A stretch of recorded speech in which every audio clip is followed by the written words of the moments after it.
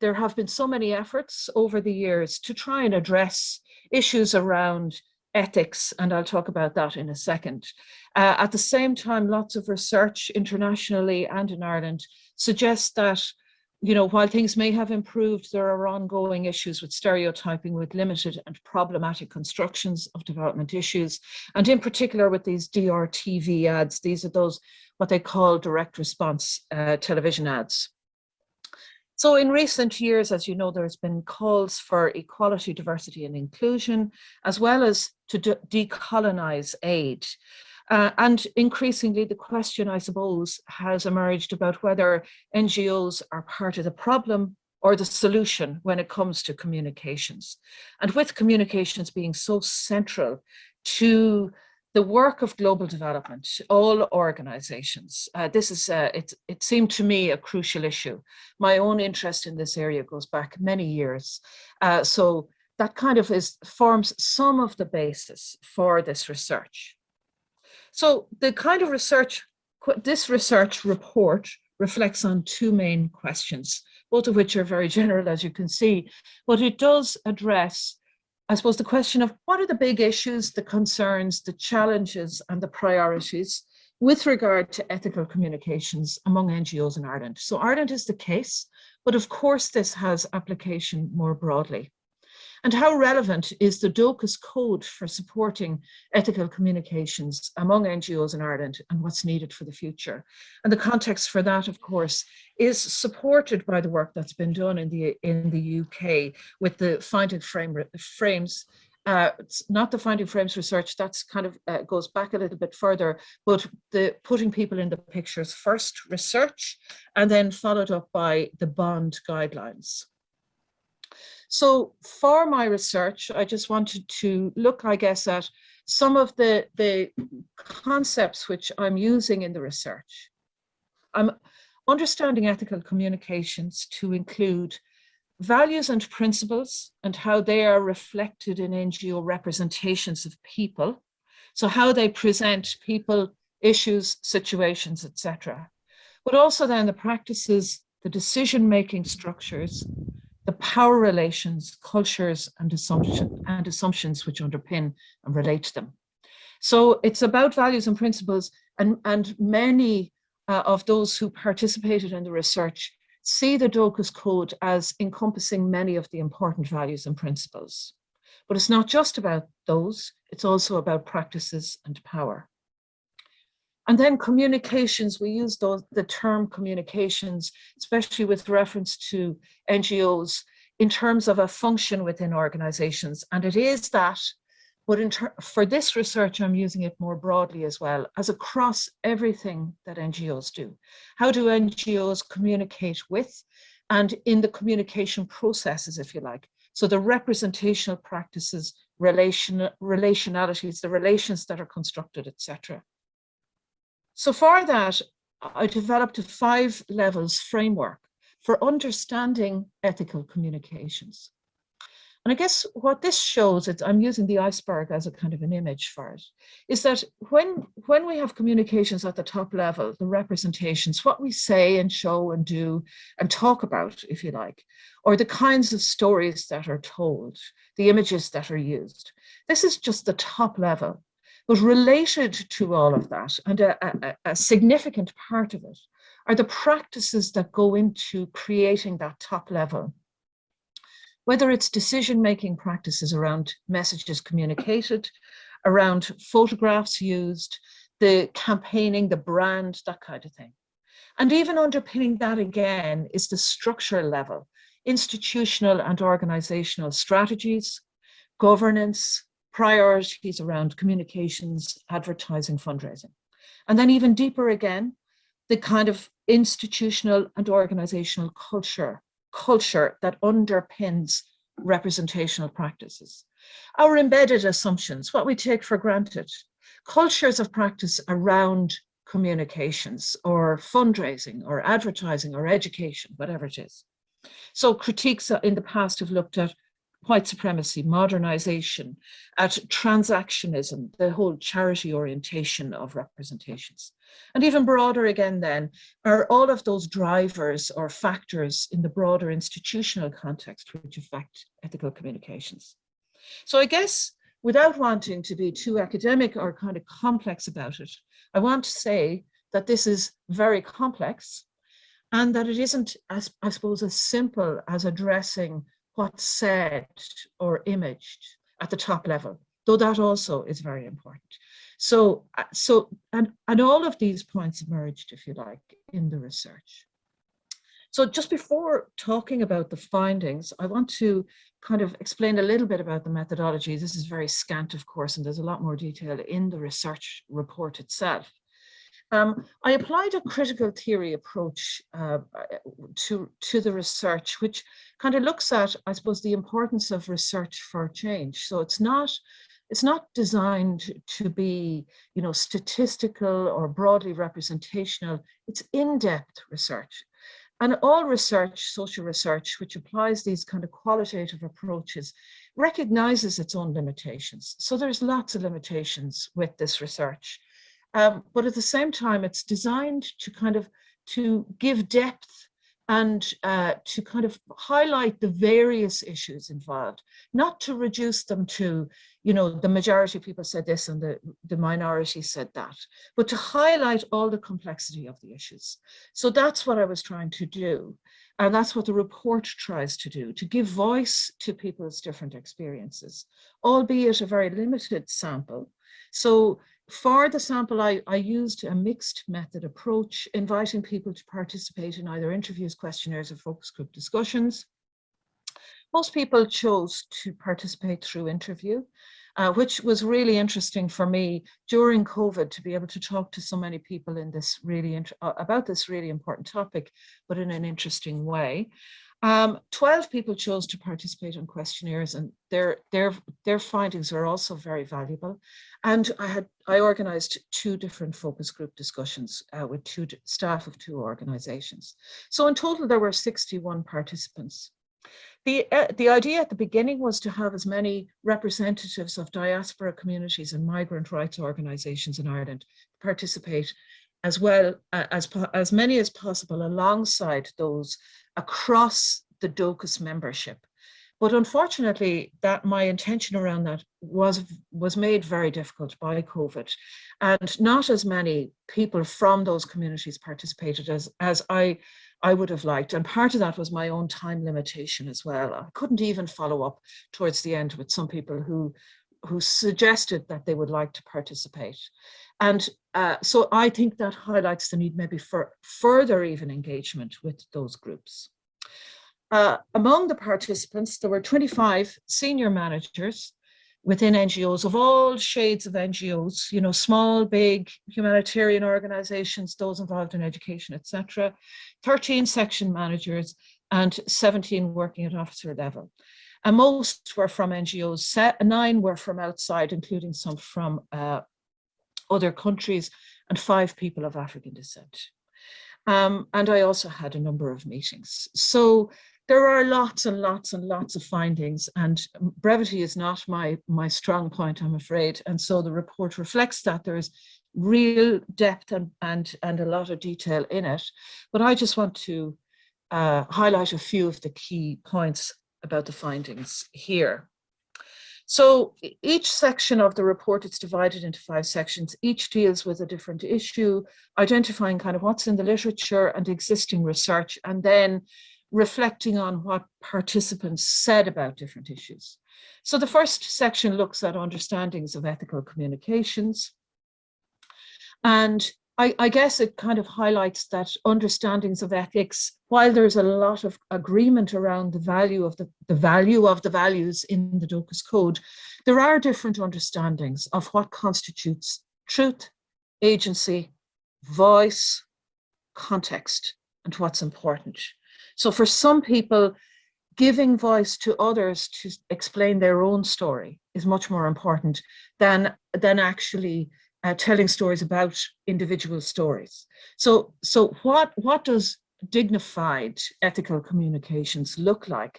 People have different takes on that. Some of that is reflective, broadly speaking, of the position that people hold within organization, the pressures they're under, and what they feel is actually ethical.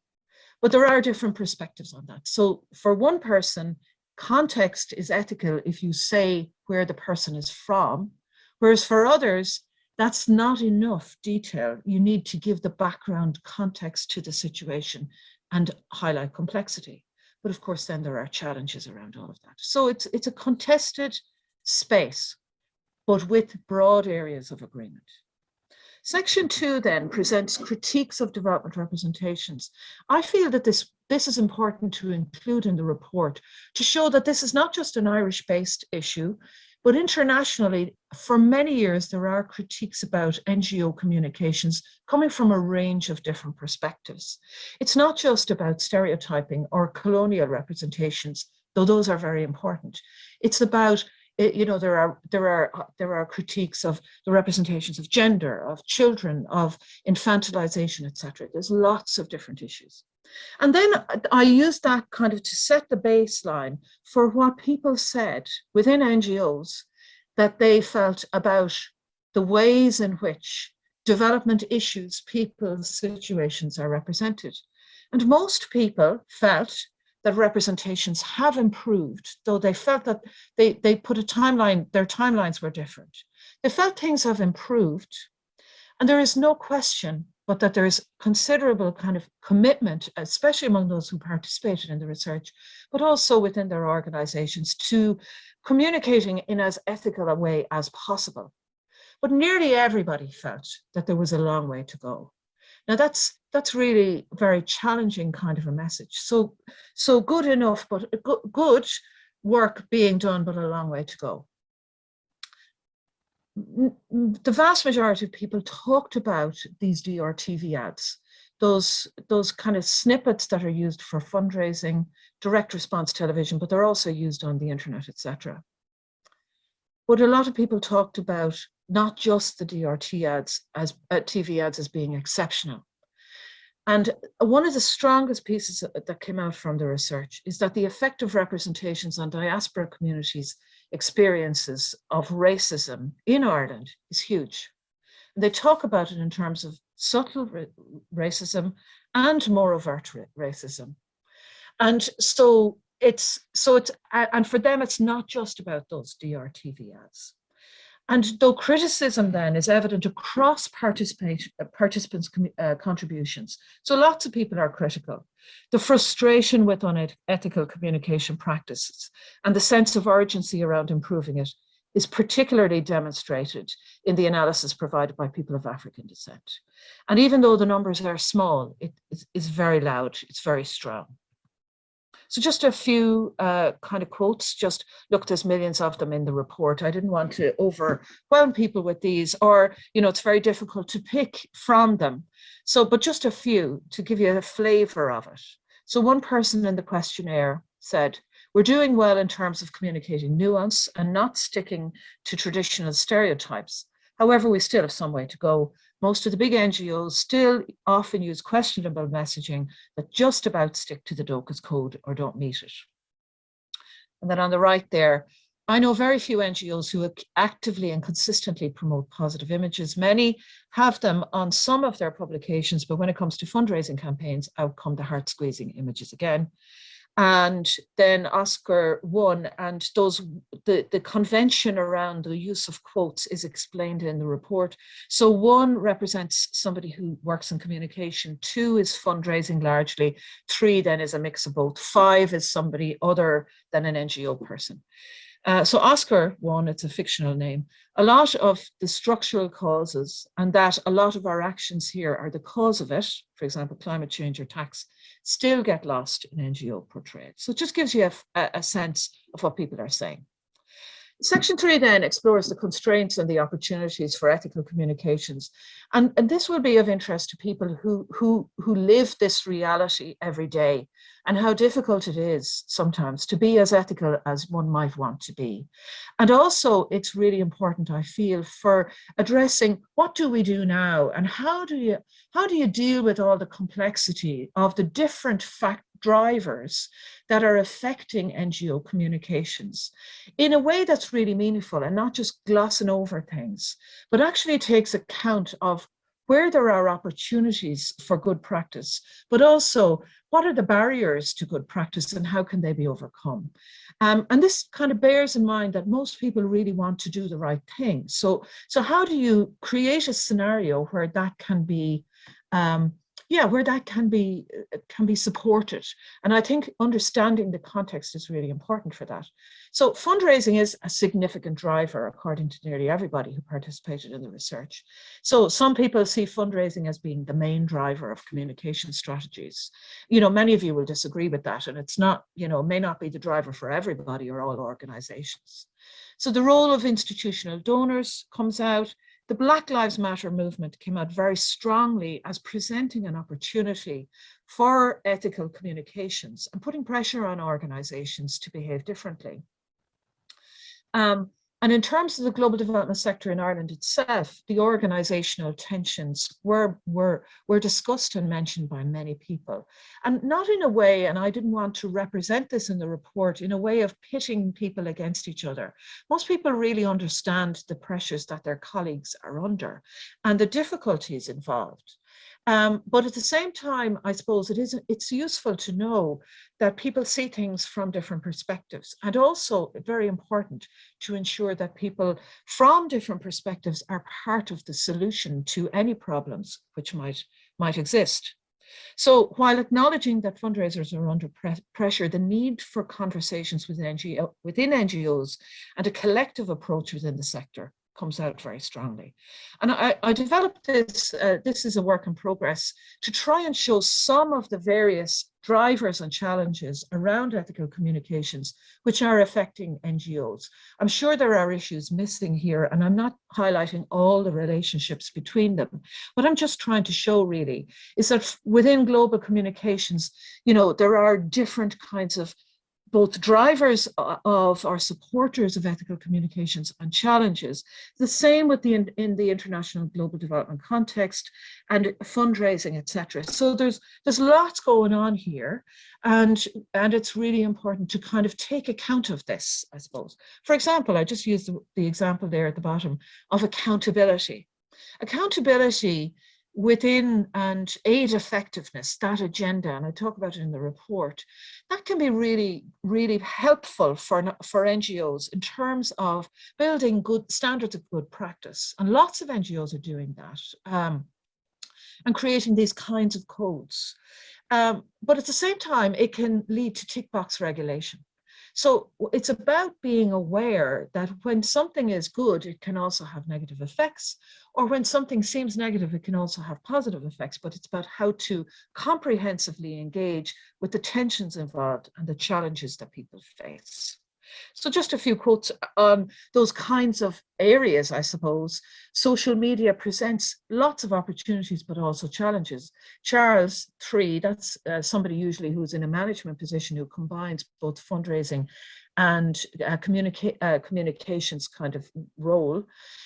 He talked about social media communications. If you're explaining you're losing, if you want attention, you have to go where they are, people, and how they get information. So you need to be messaging in a fairly concise fashion. And of course, that is a big challenge. How do you message in a concise fashion, in a way that grabs attention, in a way that messages complexity, dignity, solidarity, hope, etc.? So lots of challenges. Adrian, too, who works in an organization, he's involved in fundraising, he talked about when Black Lives Matter was very prominent, we saw a huge increase in responses. We had to upskill our moderation capacity. Responses we got became more outspoken, and they were no longer limited to Ireland. When you go on Facebook, anyone, anywhere in the world can respond. All of a sudden, we were moderating with people in Washington, D.C., people in Africa, and it had a different dimension. So organizations, of course, are not just Irish-based, they're globalized. There's a globalized market or a globalized kind of NGO context now, communications context that organizations communicate into and can be communicated with in relation to that.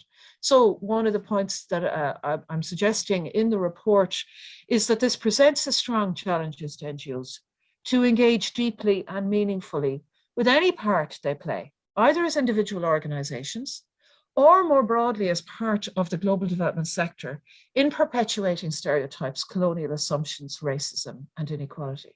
And like, that's massive, a massive challenge. And, you know, sometimes massive challenges can be a little bit overwhelming. So that's why I have focused very much on some precise recommendations, and I'll talk about those in a few minutes. Just before I go on to those, just to, and this sets the basis for those. In section 4, I explore issues around regulation of ethical communications and the Dóchas Code itself. And like, there's an awful lot of detail there, and I'd particularly like to thank Jared Ilul, who was the research assistant on the research for all of his work in looking at the various codes and regulation, which found the basis for this chapter prior to engagement with people in their interviews and the questionnaires, etc. So look, there's an awful lot of really important information there. But a few key findings around it are that the Dóchas Code itself, just on the code itself, has become embedded in many organizations' practice. So much so that many people talked about, you know, some people keep it on the side of their table. Others kind of say, well, you know, I kind of know what it's about. We kind of know what it's about. Or it's embedded in organizational kind of processes around consent or approval processes or whatever. But on the other hand, the application is mixed. So it's a mixed bag, and people talk about it being a mixed bag and about the fact that there's no oversight. So very, very few people now, a lot of people talked about the last 5 years, been let go a little bit, some of which is because of its success in some ways, because most people in the sector knew about it. So not losing the power of the code, if you like, and the impetus that was there in the past around it, or its embedded nature. So what can be done, I guess? So there are issues around loose, multiple, and contradictory interpretations of its values when translating them into practice, and vague notions about what it involves. So it's great to be signed up, but what actually happens in practice then is another question. So most people said revise and update the code, or replace it with something stronger, and I'll come on to that. Strengthen implementation and monitoring compliance, and if they talked about a much stronger role for Dóchas as a professional body and as the standard bearer, but not just Dóchas as a secretariat. This is about leadership within Dóchas, the Dóchas board. It's about CEOs in organizations, etc. I'll talk about that now. So more broadly then, I asked people in the research very much about what would you like to see happening in the future? And findings basically emerged under 3 categories. What are leadership and regulation? I'm calling that one area, learning, and then about culture and decolonization. So building on what do you do in the future? People were very strong that it needs to go beyond tick box, technical or superficial approaches to compliance. It's not about how many meetings a year somebody attends or whether something is put on the website about being a member of the code. It's about actual practice. So representational practice at all of the levels. So not only what we say and what's imaged, but also how decisions are made, who's involved, participation of that, about the structures and the cultures. So all of the levels. And this is where decolonizing global development communications comes up. And, you know, that's a real buzzword at the moment. And lots of people would suggest, you know, is this just a bandwagon thing? But actually, there was a really good report produced by Peace Direct as I was writing this, as I was doing this research. And they highlight so many useful points about how to decolonize communications. And a lot of useful work is already going on in equality, diversity, and inclusion within the Irish sector, and it emerged very much in the Dóchas strategic planning process earlier this year. So there's a lot of good opportunities for change, but some stuff needs to be done in order to kind of work with that, it would appear to me. The essential role for management, CEOs, boards really came out very strongly. So talking about code champions or junior professionals taking responsibility for this area, lots of people were saying, how can you do that when fundraisers have KPIs, these key performance indicators that they need to uphold, when CEOs have responsibility for allocating resources, when they decide and are very instrumental, you could say, in deciding strategies around brand, around fundraising, basically calls for management and CEOs to take more risks. And as Julia described with regard to decolonization, or with regard to meaningful change in this direction, when you do that, it's not going to be business as usual. There's another layer of responsibility when you do that. And the other colleagues, they'll need to be educated about these issues, about cultural sensitivity, about culture, self-awareness, about their own behaviors. There'll need to be that systemic change big time. So I have recommendations in the report for Dóchas, largely for NGOs and for institutional donors to support this area.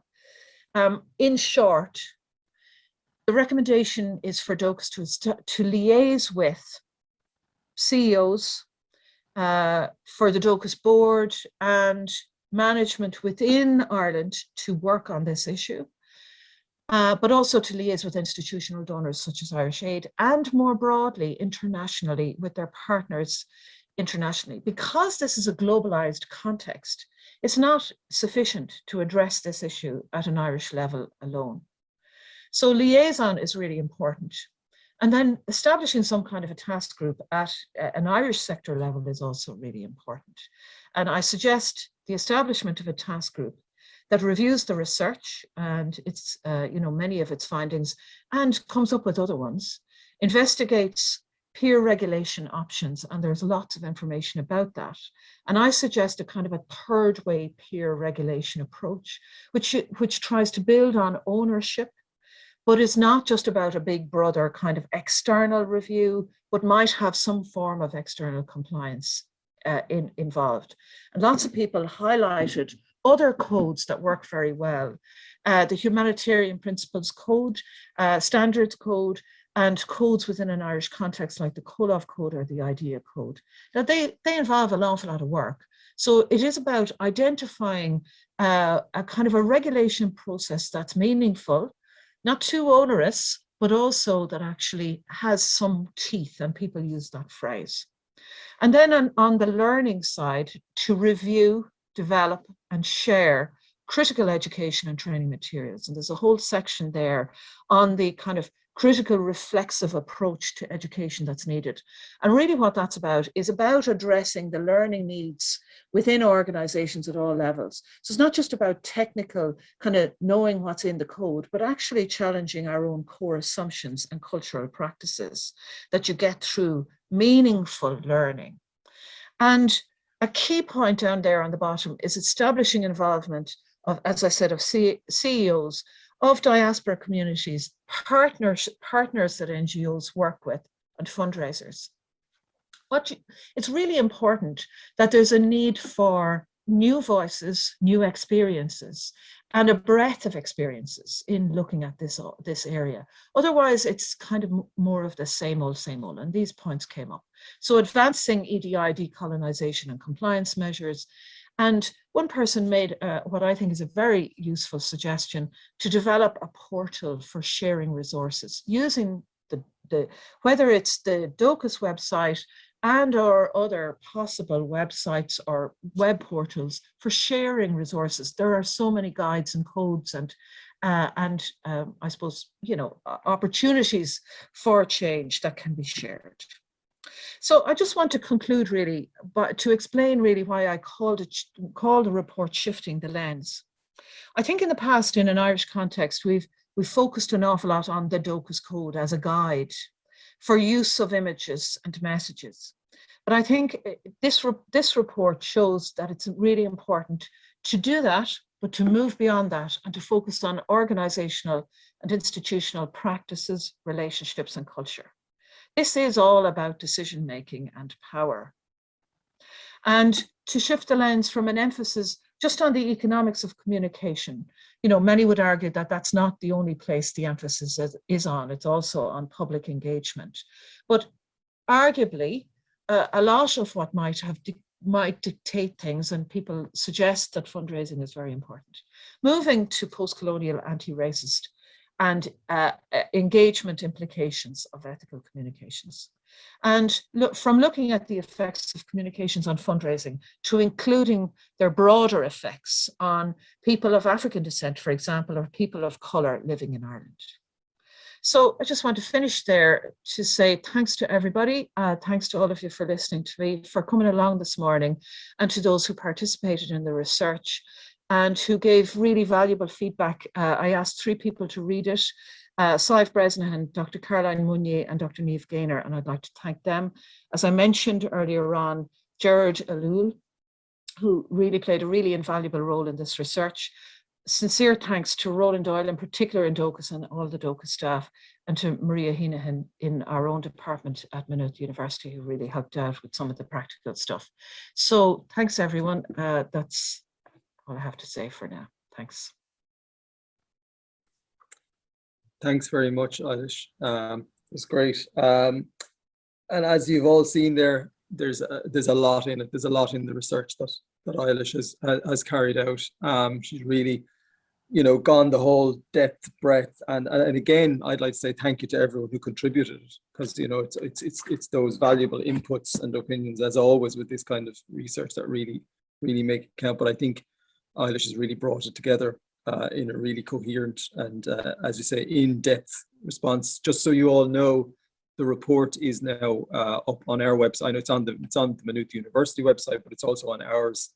If you go into the resources section and under communications public engagement, the Dóchas Code of Conduct has its own section in there, and it's in there. We'll share the link, and as things move forward, we'll be updating that section as well. So, as I said at the outset, Eilish has done her research and she's handed it over to us essentially, and you know, as she's outlined there, some of it, it's now up to us as a group and as the membership and as the secretariat to see how we move forward with this. So what we'd like to do now is we're going to hand over to you guys. We've got a really good turnout here today, which is great. So we're hoping we'll get some good feedback and some good discussion on it. What we'd like to do is we're going to break you up into groups for about 15 minutes. And essentially what we want to do is we want to just discuss and hear what your initial reactions are to the research and to Eilish's presentation. We'd like to discuss what challenges you think it presents, just even in the initial feedback. And also, we'd like to hear from you how you think we should move forward with this. What's your opinion on us, on our moving forward? Now, so just on this, obviously, what you say in these groups is obviously of vital importance to us. We will aim to hear back from some of the groups at the end, you know, after the 15 minutes. However, I'm just conscious that with the number of people we have here today, therefore the number of groups, we may not get to hear all the groups' feedback in the session itself. So what I'd really like to do is, when you are broken up into groups, if you wouldn't mind, nominate a note taker. And if the note taker, even if they don't get to give the feedback within the actual workshop, I would really appreciate if you could send your notes onto me so that we can collate it and really get a good sense of what everybody said. So just I'm asking that you do that when you get into your groups. So as I said, it's going to be 15 minutes. What we'll do is, when we put you into the groups, we'll post those 3 questions that I just mentioned there, but it's very, very straightforward. Initial reactions, the challenges, and how would you like to see this move forward?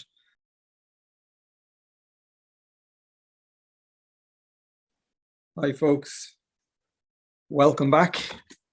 I hope you all got a chance to have good, deep discussions around the presentation and around the report.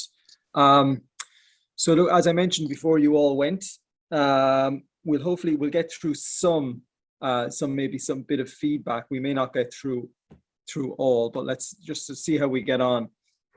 So if it's okay, what I might do is I'm going to call on, well, it's either the note taker or somebody else who maybe wants to step forward and give us some feedback from your room just on those 3 questions, just some initial and an overview of what you were talking about, just to give us all a sense. And let's see how many we get through. So maybe if I could start off with those who are in room 1. Hopefully you remember which room you're in. If not, we can give you a little bit of a help. But if someone from room 1 would like to give us a little bit of feedback on your discussions. I think I was in room 1 and I was the note taker. Yeah, I can give a few points that we had a really good discussion.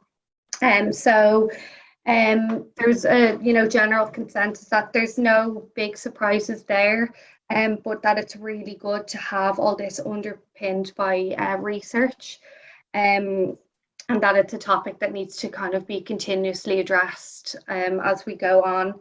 And it's the right time, and this all really complements the Worldview research project. We're processing it at the moment, but then it'll be great to kind of move forward with this, maybe turn it into a toolkit, or have some practical steps that can be used. We did talk about the importance though of not sanitizing people's stories. So when you are getting people telling their stories, to make sure that you're representing them correctly and telling them how they want them to be told, and basically, like I said, not sanitizing them down to what we feel should be the way that they should be told.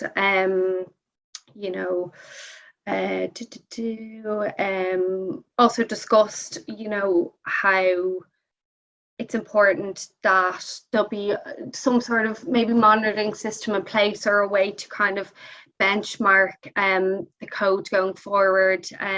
There was talk about previously there was an annual workshop that was done, so maybe bringing something like that forward would be important. Sorry, I have loads of notes written here, so I'm kind of just going down, and hopefully I haven't left anything out. Then there's a really important point about how good it is to kind of have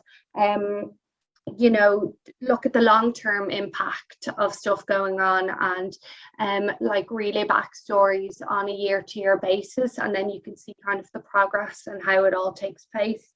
And just with COVID and online now, it's very different how things used to be, and there's real potential there for getting people to tell their own stories and being creative about it, and people get to choose their own audience that they want to speak to, and that kind of potential there. So hopefully I haven't left anything important out. I don't know if anyone else from my group wants to come in and add to anything I've said.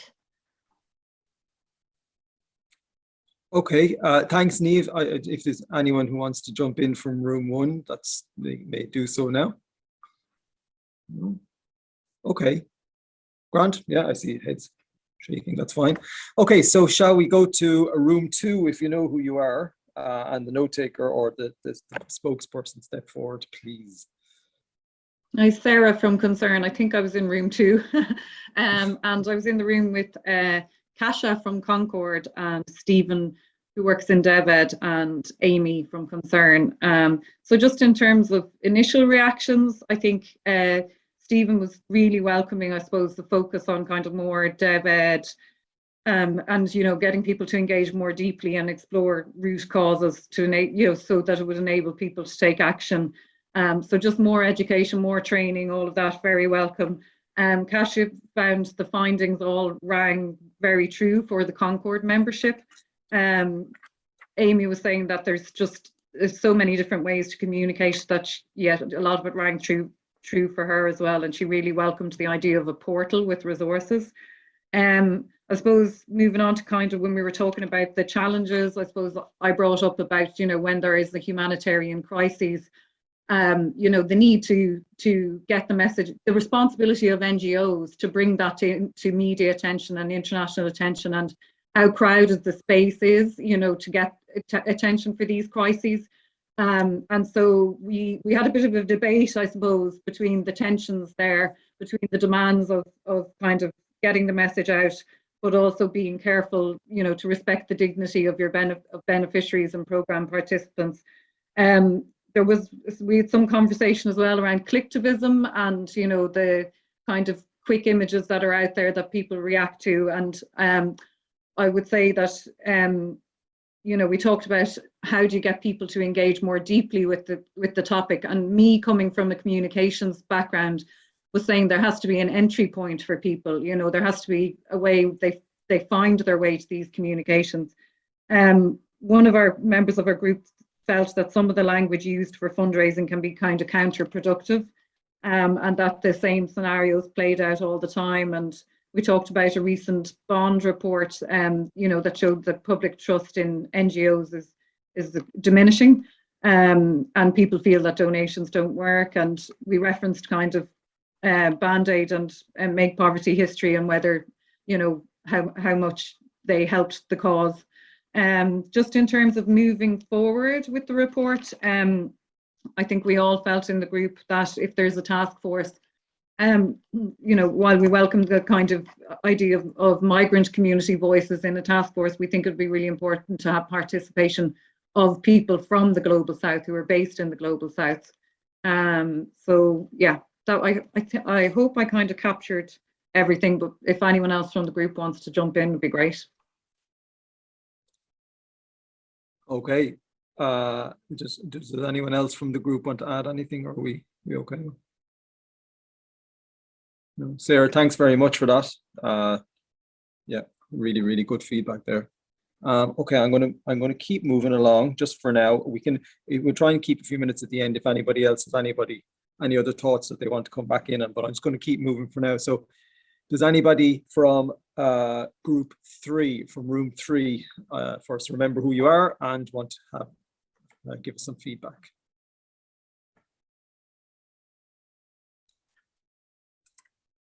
No.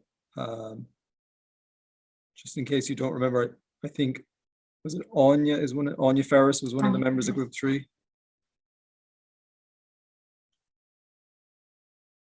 No. Sorry, I couldn't unmute there. Oh. Sorry. Yeah, so our group were discussing, I suppose, like it'd be nice to sort of see like best practices versus in organizations versus like what the maybe like the variance in representation through communications and what would be considered like the better end of that scale versus the not so good end, so as to kind of keep motivating people to still engage in this piece of work, as well, because the funding as well is increasing quite a lot for this area, and there might be a lot of newcomers coming to it who might not start in the best place or might have a lot of questions when they're kind of entering this space and knowing how to implement. I can't really remember what else we were talking about quite a lot, if anybody else would like to chip in. But that was kind of like one of the main points we were talking about. Sure. I think also, sorry, just to add, I was in the Anya's group as well. It was just around the monitoring side of it, and, you know, key part being the leadership level within organizations and the culture of the organization, and for the monitoring really to be embedded as part of that. So relying more on that rather than, I know we didn't want to move towards a big brother type of monitoring approach, but if it comes from leadership and culture within an organization, the application, that would be a preference. And then we talked about making the message relatable through our communications to the audience that we're trying to talk to get them engaged, similar to what Sarah was saying in her group.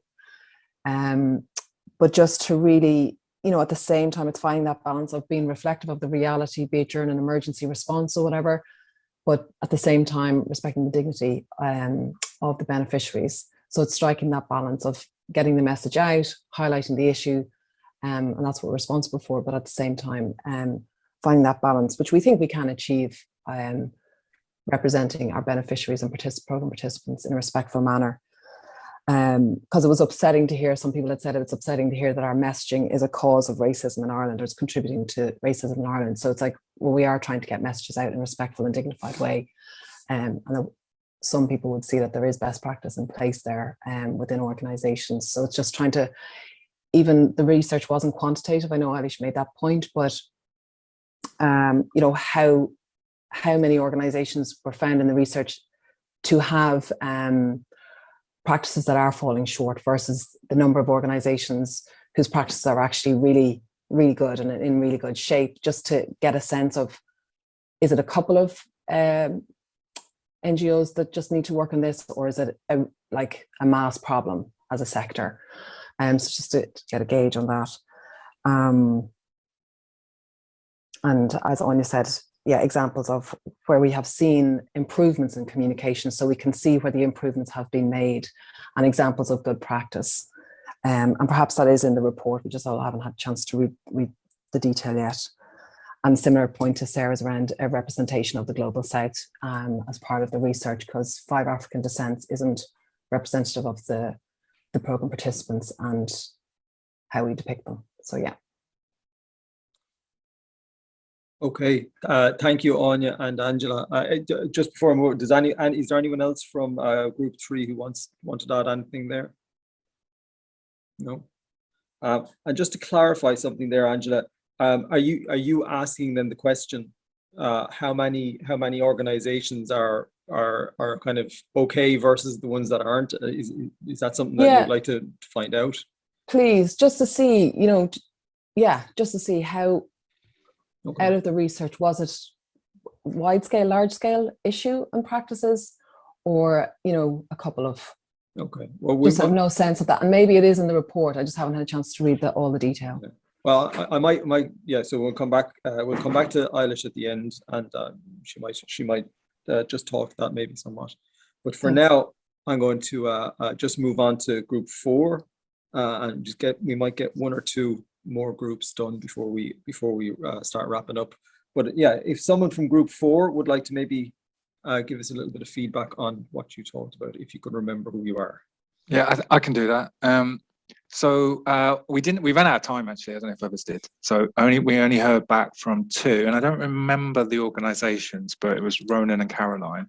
But if I can give a bit of a sense of what they were saying, what was interesting from Ronan's perspective was coming from a fundraising and comms point of view. They are already, with their fundraising appeals, trying to ensure that when demonstrating need, they don't fall into any of the betrayals that they would be uncomfortable with. The bar was, if we wouldn't show someone from the local area in a particular light, we won't do that for anyone in the countries we work in.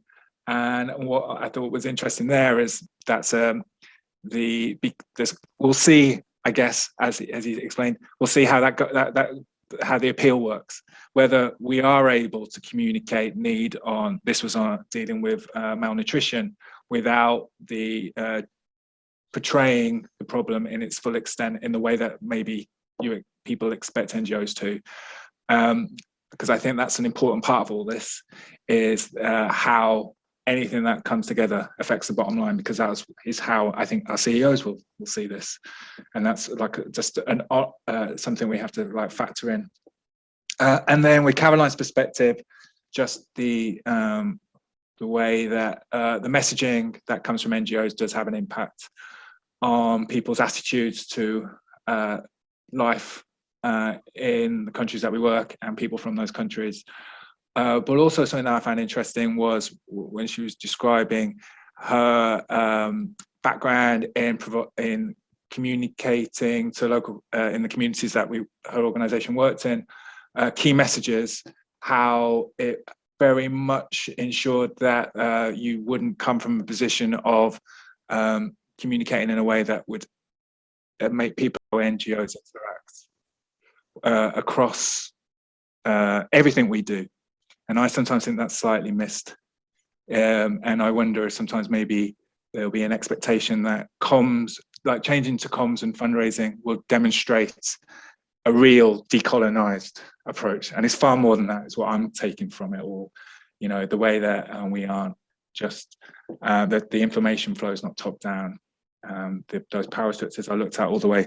And I think because one from our group has already left, so we didn't get I think it was Jess didn't get a chance to feedback, but just what I would have said if I had a chance, which I think is helpful, is ultimately, whilst this is all really important stuff, and I think a Dóchas code that's slightly refreshed is probably overdue, we just have to be sure that we're not talking to ourselves. And as someone who's from a comms background, my entire job really is working very, very hard to be accurate without distorting the truth, but at the same time being able to communicate in a way that connects to those who aren't experts. A lot of what I do is trying to convince people that it's not about sounding like an expert to ourselves. We know that we know our stuff, but can we communicate it in a way that would resonate with the general public who basically haven't had the time to become experts on our issues every day? And just another few cents on like what is like the principles at the heart of all this. You know, only showing dignified images. Well, that's not a journalistic principle, where maybe there at the heart is a bear witness approach. So we do have to maybe understand that where we feel our ethics lie, and that's why I was very interested with someone from our group talking about looking at fundraising without showing need in maybe the way that is often viewed. Journalists wouldn't approach it that way, and we just got to kind of get that balance, I think, of how much is our responsibility to bear witness with how much is our responsibility to promote kind of our principles that we feel are core to what our organizations do. And then the final point I was going to say, which I think maybe would be a good outcome of something like this, is honestly, for me, the most extreme or egregious case is DRTV. I think it's the one that we probably would all feel least comfortable with, but it is the thing that is pushed out by organizations who have a responsibility to bring in money so that the work continues. So could maybe a guidance on DRTV not be a very practical thing? And then, you know, if organizations don't take that up, then I think that'll say a lot about the reality check of what we're working with. I think an awful lot of other comms is almost a secondary element. There's a lot of constraints, a lot of code and approach that finds its way into a lot of the comms that I'm sure lots of us do. But we all do see DRTV adverts, and it always feels to me sometimes like it's out of step with everything else. Why is it out of step? Clearly, because it must be working from a fundraising point of view. So are we willing to change the culture on those? And that's it. Unless anyone else from my group, sorry, wants to speak. All right, thanks very much, Paul. Anybody else from Paul's group have anything to add there? No. Okay, I'll tell you what. I know there are 3 more groups, but what I might ask, if it's okay, that I mean, I'll tell you what, I'll give for the other groups that haven't responded, if there's anything in particular maybe that hasn't been kind of put forward yet. I mean, there's a lot of really good feedback there. If there's anything that someone might feel that they'd really like to put out there right now, rather than put it into the notes, I'd maybe give someone like an opportunity to add a point that hasn't been put out. Otherwise, we might go to just to wrap up, if that's okay. So I'll just give a minute for someone to put something to the fore there.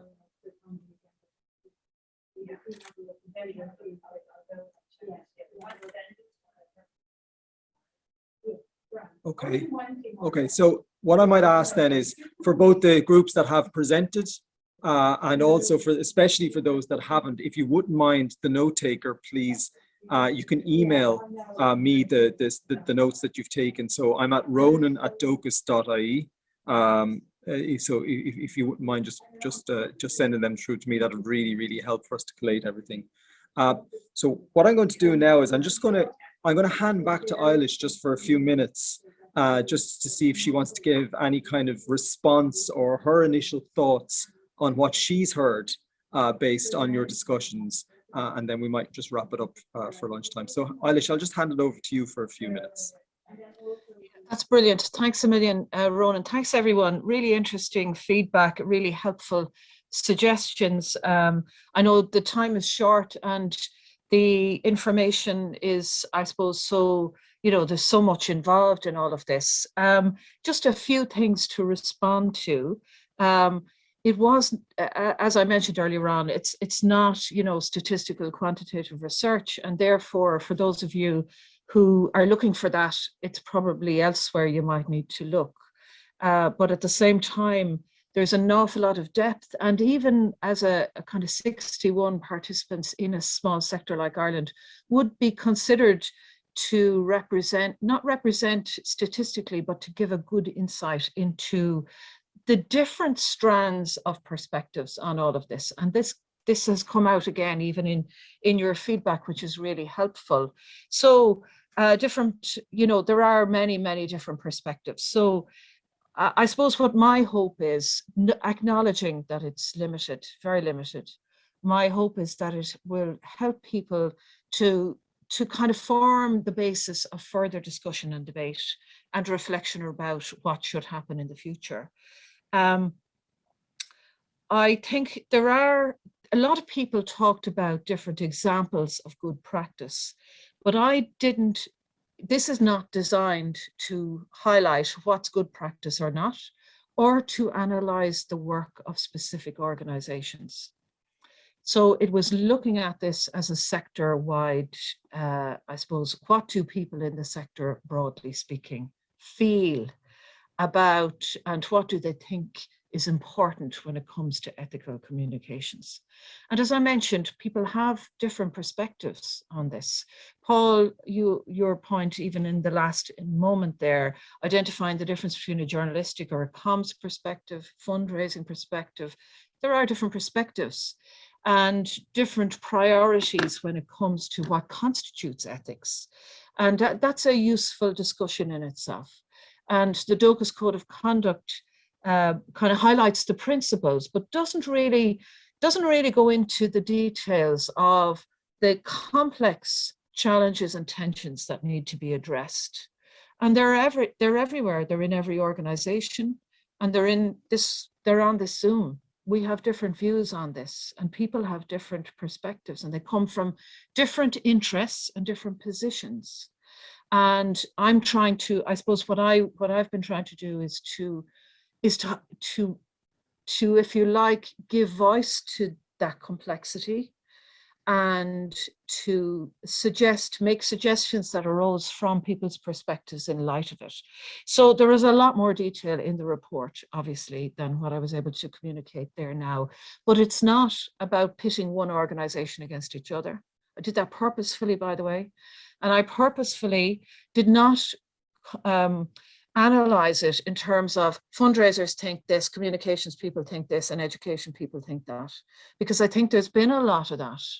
And people did highlight those tensions, but I think a lot of that doesn't actually lead to people working together to try and work through these tensions. And that's what I think is really important. The point that a few of you made about people from the Global South being represented, of course, and I make that point in the report, and it came up in the findings very much from people. And I would have liked to have, like others have done, to do really useful research. And I think, you know, it's real. Some people on this Zoom have done research with what the people in the pictures, inverted commas, think. Both David Gerling and Jess Crombie have done really useful research with people in the Global South about what they think about how they're being represented themselves. And I would see my research complementing that. And I hope it also complements what others have said, which is the worldview research. But it is focused differently. And it focuses on what can organizations do in the Irish global development sector. It's not about suggesting that some organizations are great or others are weak. It's about what, as a sector, organizations might need to do, and looking at what's important. So that was the focus, if you like. But I hope that people will read it, and maybe that this workshop might spark interest in actually reading it, and in taking forward whatever it is that organizations and Dóchas feel is important to take forward now. I think it's a very urgent and important issue, but there are so many as well, and I understand that too. But I wish Dóchas very well with any decisions that you do make arising out of it, and organisations who are members of Dóchas, and I hope that it contributes to discussion and engagement around the issue, and that it doesn't put people off. It was never designed to do that, and that's my hope. So, and I really want to just thank everybody again for participating, and I'm very happy to liaise with anybody who's interested in taking on any aspect of this or finding out more in the future. Just contact me. My email is freely available. So thanks, Rona. That's my response. Thanks very much, Eilish. And yeah, that's it. Obviously, there's a lot going on, and there's lots of different priorities that we have as you guys as the doers and but I suppose Eilish has done this research. It is there now, and it has been essentially handed over. As I said at the outset, it is up to us now as Dóchas to move it on and see what we do with it, and what way we look at those recommendations. Personally, I feel it would be very, very important to, in some way, to convene a group to look at this and see how we do move forward with it. So, I mean, just even by the attendance here this morning, it's more than I thought even was going to come, but it shows I think the importance that you as the members feel that the Dóchas Code of Conduct and Ethical Communications has in how we do our business and how you do our business. So what I'd really like is to get some gauge of people who would be interested in being part of this going forward. I don't want to over ask people for their time, for their precious time, but I do think that it is important to try and do something with this. So I would love to get a cross section of you from different practitioners, communications, fundraising, dev ed, public engagement, all the different areas to come together and get all those different perspectives, and to get consensus on moving forward, and actually to bring it forward in some way. So I am asking people that are here, or maybe there might be colleagues of yours who couldn't make it today, who might be interested. You can email me again, or get in contact, or give me a call for a chat on it.